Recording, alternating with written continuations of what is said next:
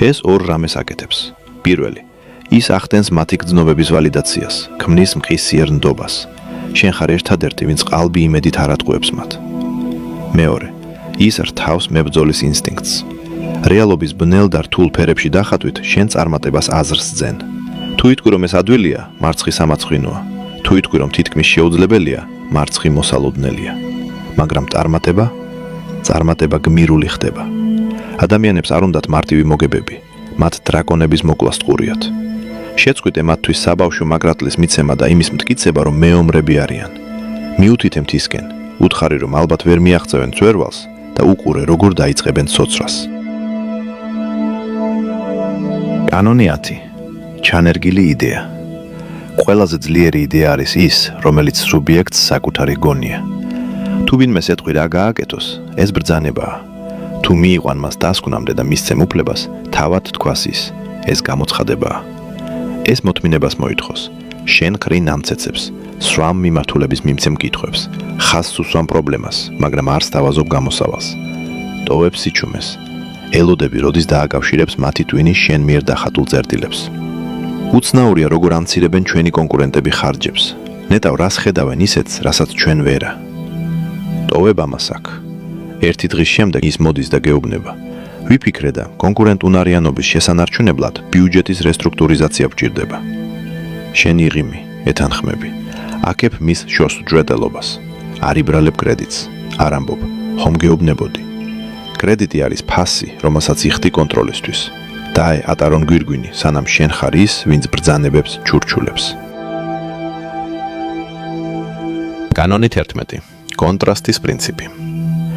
ადამიანის twins არ შეუძლია საგნების იზოლირებულად შეფასება. ჩვენ მხოლოდ მაშინ ვიცით რაღაც ძვირია, მძიმეა თუ გონივრული, როცა მას სხვას ვადარებთ. თუ გინდა კონკრეტული თხოვნის შესრულება, წინ დაურთე მას ბევრად უფრო დიდი, არაგონივრული თხოვნა. მჭირდება რომ ამ კვირაში ყოველ ღამე გვიანობამდე დარჩე პროექტის დასასრულებლად. გამორიცხულია, არ შემიძლია. კარგი მესმის, შეგიძლია დღეს მაინც მომწე 2 საათი, რომ ძალიან უკან არ ჩამორჩეთ. ოკეი, დღეს შემიძლია. მაშინ რომ გეთხოვა დღევანდელი დღე, შეიძლება იყო ხმანად. მაგრამ ყოველ ღამესთან შედარებით, დღევანდელი ღამე შვებად აღიქმება. ეს ისე ჩანს თითქოს შენ დათმე პოზიცია. ისინი გრძნობენ რომ მოლაპარაკება მოიგეს. ყოველთვის დააფიქსირი მოლაპარაკება ექსტრემუმში. განსაზღვრებ ბრძოლის ველი ისე, რომ შუა წერტილი, სადაც სინამდვილეში გინდა ყოფნა, უსაფრთხო თავშესაფრად გამოიყურებოდეს. კანონი 12. გაკონტროლებული არაკომპეტენტურობა. ეს არის ყალბის სისუსტის სპეციფიკური ქვეკატეგორია, რომელიც ხშირად გამოიყენება ურთიერთობებსა და იერარქიებში.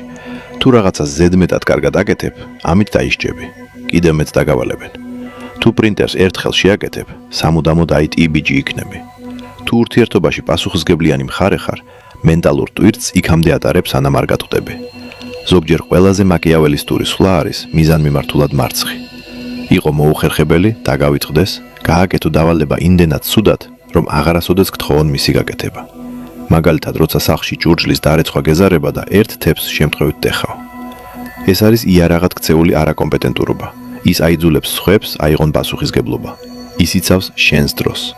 ის ფილტრავს იმ ამოცანებს, რომლებიც არ ემსახურება შენს საბოლოო მიზანს. ნუ იქნები გმირი, რომელიც ყველა დავარდნილ თეფს იჭერს. მიეცი უფლება, რამდენიმე დაიმსხვრეს. მსხრევადი შუშის ხმა ხშირად ერთადერთი რამაა, რაც ადამიანებს შენი ღირებულების დასანახად აღვიძებს. კანონი 13. გაქრობა, ანუ the withdrawal. ფინალური კანონი, ყველაზე ძლიერი. ჩვენ ვაფასებთ იმას, რისი დაკარგვის საშიშროებაც გვაქვს. შეიძლება იყოს შარმიანი, ნიჭიერი, ლამაზი და ჭკვიანი, მაგრამ თუ ყოველთვის ხელმისაწვდომი ხარ, შენი ფასი ნულია. მიწოდებისა და მოთხოვნის ეკონომიკური კანონი ადამიანის სულზეც ვრცელდება. თუ გძნობ რომ მიგირას როგორც მოცემულობა, არ იწუწუნო, არ იკამათო, გაქრი.